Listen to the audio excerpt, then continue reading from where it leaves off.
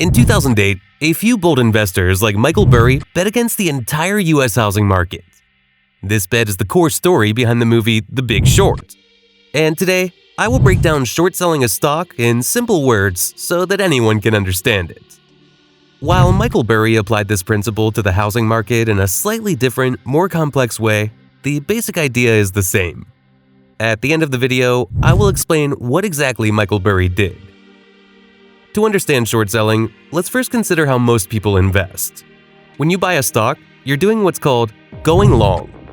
You buy 100 shares for $100 each, investing a total of $10,000. Your hope is simple. The company will do well, its stock price will rise, and you can later sell those shares for, say, $120 each. In this scenario, you'll sell your 100 shares for $12,000, making a profit of $2,000. This is the traditional way of buying low and selling high. Your potential profit is unlimited, as a stock can go up forever, and your maximum loss is the $10,000 you initially invested, as the stock can only drop to zero. This feels safe and straightforward and makes perfect sense to most people. Now, imagine you're looking at a company and you think this company is overvalued. So you expect its stock price to fall, and you want to make money while it goes down. That's precisely what short selling allows you to do. Short selling is the act of betting, expecting the price of a stock will decrease. If your bet is correct, you can profit from that decline. So in short selling, you first sell the stock at a higher price, then rebuy it at a lower price. But how do you sell something you don't actually own? This is the core magic trick of short selling, and it involves a special kind of transaction with your stockbroker. Let's see it step by step using a company, Tesla, whose stock is currently trading at $100 per share.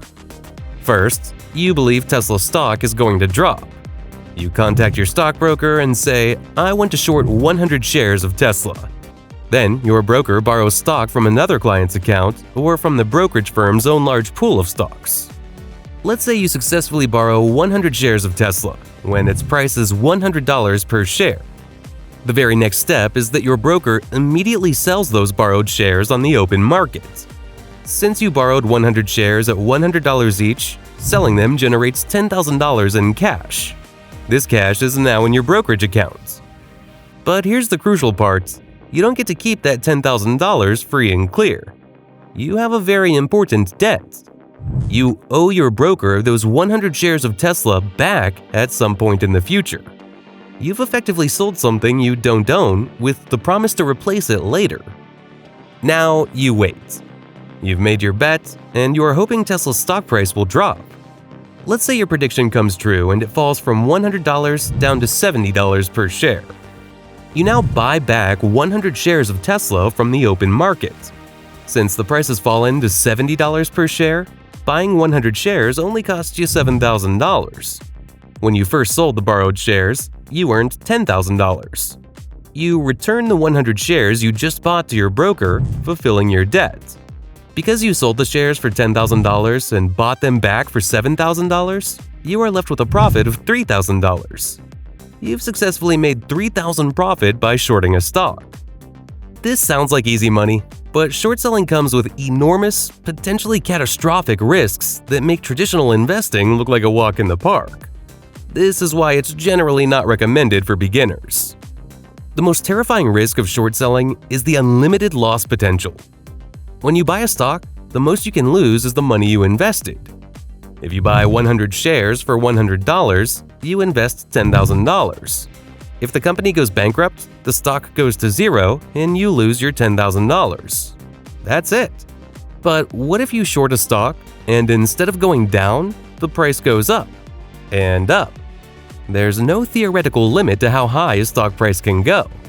If Tesla's stock, which you shorted at $100, suddenly soars to $500 per share, you'd have to buy back those 100 shares for $50,000 to return them to your broker. You only initially received $10,000 from selling, meaning you'd be looking at a $40,000 loss. What if someone shorts a stock and it goes up, making huge losses?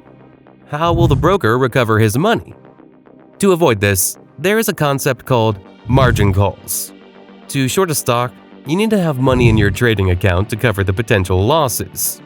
This is known as margin money, and it is usually 3 to 4 times your investment. For example, if you short a stock worth $10,000, then your account should have a minimum of $30,000. When your Tesla stock rises from $100 to $400, then you've made a total loss of $30,000. At this point, your broker will call you and ask you to deposit more money in your account or close the position. This is known as margin call. If you can't deposit the money, the broker will force you to cover your short position by buying back the shares at the current, higher market price, locking in substantial losses for you. Another significant danger is a phenomenon called a short squeeze. This is exactly what we saw with stocks like GameStop. Imagine a stock has a lot of short sellers betting against it. Then, suddenly, something positive happens. A company announces great news, or a group of investors decides to collectively buy up the stock. As the price starts to rise, those short sellers start to panic. To limit their potentially unlimited losses, they begin to cover their shorts by buying back the stock. But as they all rush to buy at the same time, it drives the price even higher, creating a snowball effect. More short sellers are forced to buy, pushing the price up further, leading to massive, rapid losses for those who were betting against the stock. This is a short seller's worst nightmare. So, given these many risks, why would anyone short a stock? A few main reasons are: some investors genuinely believe a company's fundamentally flawed, overvalued, or even engaging in fraudulent practices, and they want to profit from its inevitable decline. Others use short selling as a hedging strategy. For example, if you own a large portfolio of tech stocks and you're worried about a general downturn in the tech sector, you might short a broad tech index to offset some of the potential losses in your own holdings. It's like taking out an insurance policy. A simplified example of shorting is, let's say you borrowed your friend's wristwatch for a month. You know that in 4 weeks, the price of that watch is going to fall. So, you sell the borrowed watch for $500 today, and when the price falls to $300 after a month, you rebuy the watch and return it to your friend. Not only you returned the watch, but you also made $200 profit from it. This is basically short selling it. Quick recap: when you have a long position where you buy at low price and sell at high price, then your profit potential is unlimited and loss potential is limited. And when you have a short position where you sell at high price and buy back at low price, then your profit potential is limited and loss potential is unlimited. This is how basically you short the stock. Though shorting is riskier, it can still make you a lot of money if done right. If you trade in the derivatives market where futures and options are traded, shorting is the best strategy, which has more chance of making money. If you want me to explain this strategy, then let me know in the comments below. Now, during the 2008 crisis, Michael Burry did short the housing market and made huge profits. But he did not use the traditional shorting method. He was shorting the housing market, and there was no method back then to short the housing market. So, he used something called credit default swaps, CDS. These swaps gave him freedom to specifically target particular housing bonds. I have explained how these swaps work in this video. If you want to learn about short selling, then you must know about the Big Short movie. I have explained this movie in this video.